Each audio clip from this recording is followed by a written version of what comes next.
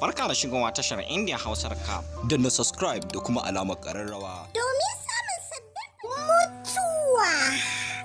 mutuwa kayatattun kafce ne da kamfanin Algaita Studio masu birbiɗan fassara suka fassara muku shi.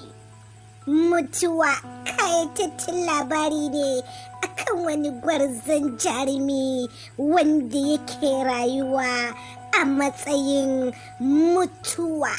An sadaukar da rayuwarsa ne ga abin bauta. A lokacin da aka haifi gwarzon jarumin naka su biyu, ya kasance ya ki yin kuka ne a duniya. Ɗayan nashi ya motsa ya yi kuka, amma ɗayan jaririn bai motsa ba, ya ke ce ɗaffan a duniya daga faɗowarsa. A cewan malamin mu jami'a, wai ya ki kukan ne sabida shi ɗin mutuwa ne. Lokacin ne malamin mu jami'ai ya sanar da mahaifinsu cewa a yi nesa da shi ɗin babban hatsari ne wanda zai iya shika ba kautawa.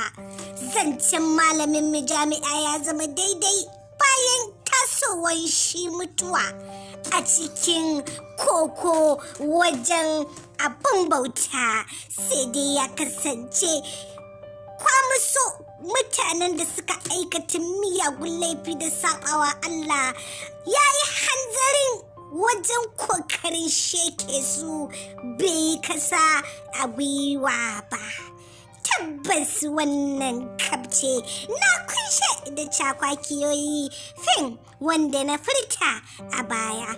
Recap kaɗai ba zai wadatar maka ba, kai dai na mana ka kayataccen kabce na fim ɗin mutuwa na kamfanin Algaita don more cakwakiyar da ke cikinsa.